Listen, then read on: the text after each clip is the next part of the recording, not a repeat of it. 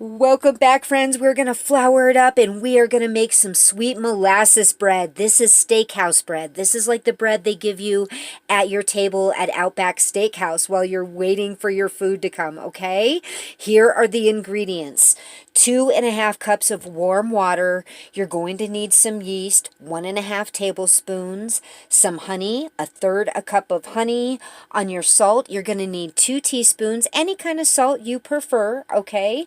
We're going to need some unsweetened cocoa powder. I like to use about 2 heaping tablespoons of this. We need oil. We're using olive oil today. You can use any oil you prefer.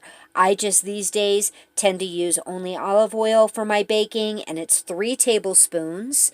We're also going to need some honey, 1/3 a cup of honey, and we're also going to need some molasses.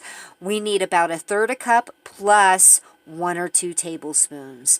Now, for the flours, you need wheat flour, and we're going to use at least 3 cups of wheat flour and 3 to 4 cups of all-purpose flour. You really do need the wheat flour for this recipe if you want it to have that steakhouse taste to it, all right?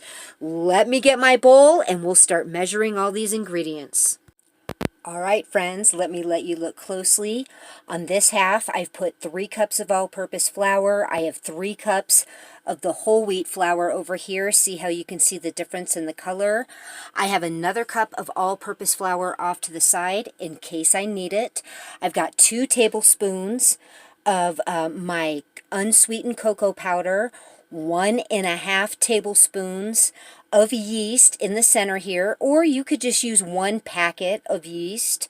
I sprinkled my 2 teaspoons of salt around the edge. Now I'm going to add my 2½ cups of warm water. Mine actually isn't too warm because I'm using instant yeast. I've got 1/3 a cup of my molasses going in. It's coming out pretty good because I sprayed. See, if you spray your containers before you put in the sticky stuff, usually it'll come out. I also need to add an additional tablespoon of molasses to this. There's our additional tablespoon. Now we need 1/3 a cup of honey. I have it right here. I have a spoon with it for the very last bit of it. That's coming out good too because I sprayed it. Okay, our last ingredients is 3 tablespoons of oil. Like I said, I'm using olive oil, but you can use any oil you prefer for this. And now we're just going to, by hand, we're going to get this all mixed up. By the way, I'm using instant yeast, so it does not require for me to let it rest.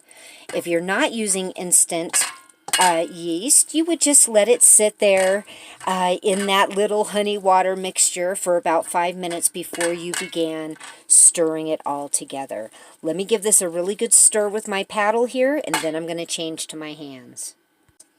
All right, friends, I got the batter off of that, and I'm going to go in with my hands, and I'm going to start kneading this. If it seems like it's, too wet, if it gets too sticky, I have this other cup of all-purpose flour to work with. But for now, we're just going to get in there and start kneading it all together. I'm going to knead this for about 3 minutes, and then we'll come back. I've been at it 3 minutes. It's a little sticky to me, so I'm going to add just a little handful of flour, and we're going to work this in probably for another 3 minutes. All right, I did knead this for about 6-7 minutes. It's perfect. It doesn't stick. Okay, see how it's not sticking to my glove? We're going to make a nice ball here. I'll put a little bit of oil on the top and on the bottom to prevent sticking because it does have that honey in there and it's going to stick. We are going to cover this with a tea towel and we are going to allow it to rise for about an hour, or if it's very hot and humid, it may happen in 30 minutes. What we're looking is simply for this to double in size. That's it. So as soon as your dough ball has doubled in size, then we're ready to go on to the next step. We are more than doubled in size, and now I need to get this cut into 3 pieces. And here's the deal. I don't want to be manipulating this too much, okay? I really just want to try to get it evenly divided into 3 pieces. I am going to take you off camera to do this because I need both hands, but I'm going to do like 1, 2, and 3. I've got them into 3 different balls here. I'm going to take one of them and stick it right here. See, it's kind of sticky, so we don't want to manipulate it too much. We got to remember this has molasses and honey in it. It's a sticky dough. It's not like some of the other bread doughs that we make, like our French bread. It is sticky. Now what we want to do is position these equal spaces apart. And we're just going to kind of press them into a nice little, not round, I guess oval shape, right? So we're just going to pat them down, just get a basic shape. And now, see, this one's bigger than that one, but that doesn't matter. I'm baking this for us and for friends. This is not for the market. I'm not getting too picky about it. So what we're going to do is about 1/4 inch down. We're going to make a slit that way. And then about the same in the center there. We're going to do that over here.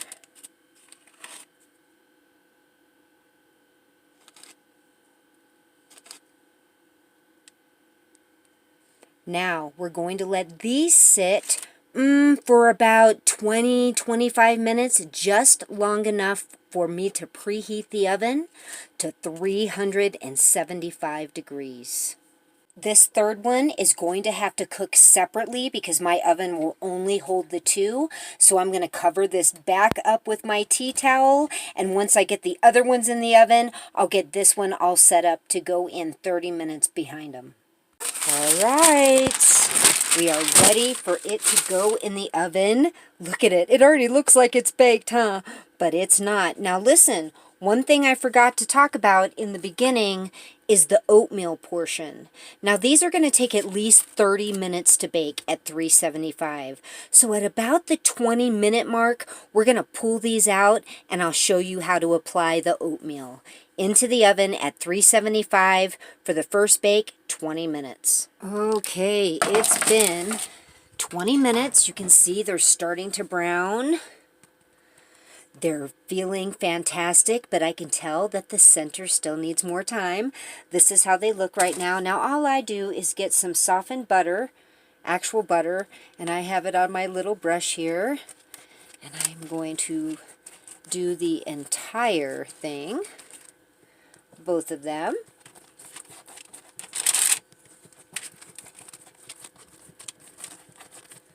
And then we get our little, and sprinkle it on. I'm using quick oats. You can use any kind of oats you want. You could even put some kind of seeds on this, whatever your heart desires. I kind of go heavy on this because you do lose some when you start cutting, but it really makes them look wonderful. Okay, back into the oven for 5 to 10 minutes. In 5 minutes, I'm going to give them a look, make sure nothing looks like it's burning. More than likely, it's going to need the whole 10 minutes because of the 2 of them baking side by side like this. Look at that. They are done. Ooh, they're perfect. Now you can see they're kind of touching right here. Ooh, but they're too hot. I'm going to let these sit for about 2 minutes, and then I'm going to pull them gently apart, and then I'm going to get them off of the pan and onto a grated area so there can be airflow all the way around them. I'm not cutting them. Whatever you do, don't ever cut your bread right now. It will ruin the bread. There's still like a baking process that's taking place, as well as a lot of hot steam in there that you'll let out, and then it'll just mash the bread. But let me give you a better angle. I will come back and show you when it's cool. And I cut into one But isn't that divine looking? I promise you, you are going to love this. I'll see you when they're cool for a taste test. I'm going to cut a slice off of this right now. Oh, I'm going to need both hands, but I'm going to cut a slice. Let's try it out. I cut the little end piece off. I like to stick it back on it like this when I put it in its little paper sack. But would you look at that? It is so delicious. This is more dense than like fluffy white bread, but it's sweet. Oh, it's so good. I have some buttered here. I'm going to take a little bite.